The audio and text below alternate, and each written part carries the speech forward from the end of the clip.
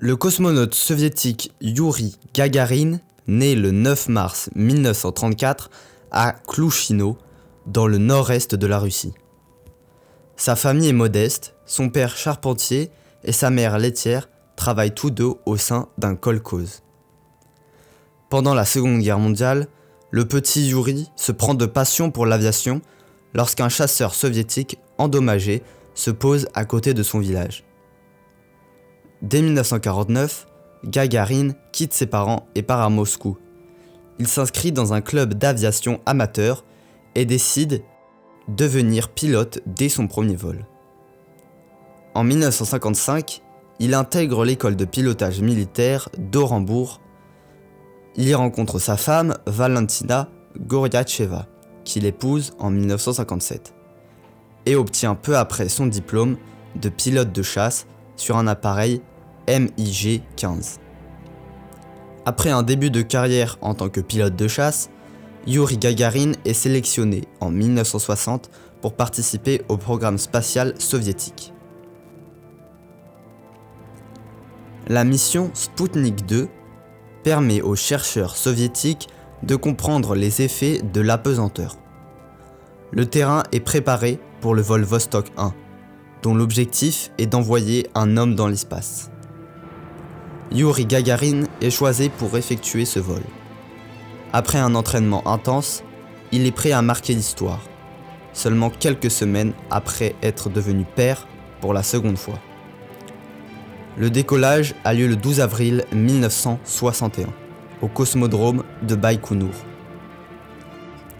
Youri Gagarin entre alors dans l'histoire de la Russie et du monde entier. Il effectue à bord du Vostok 1 le tour de la Terre en 108 minutes, dont 89 passés en orbite. Après un vol sans incident majeur, il redescend dans l'atmosphère terrestre à l'intérieur de sa capsule de descente, de laquelle il s'éjecte à 7 km du sol. Il atterrit en parachute au milieu d'un champ.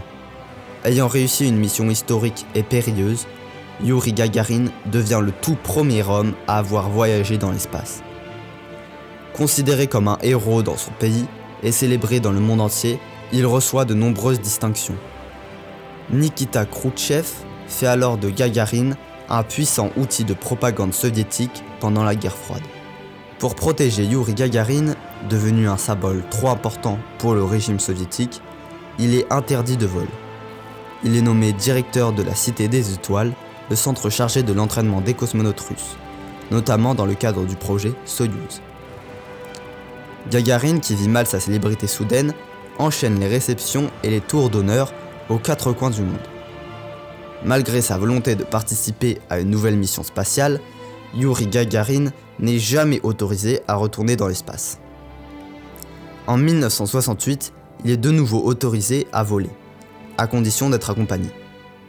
Le 27 mars 1968, lors d'un vol d'essai, lui et son instructeur trouvent la mort dans le crash de leur MiG-15 d'entraînement. Les conditions du crash sont obscures. L'hypothèse d'un accident en voulant esquiver brusquement un ballon sonde est avancée, mais de nouvelles informations révélées des années plus tard font état d'un autre avion qui aurait entraîné l'appareil de Gagarin dans les turbulences de son sillage, le faisant partir en vrille. Rien n'est vraiment clair concernant la mort du premier homme à être allé dans l'espace. Youri Gagarin décède donc à l'âge de 34 ans. Ses restes sont inhumés dans le mur du Kremlin à Moscou.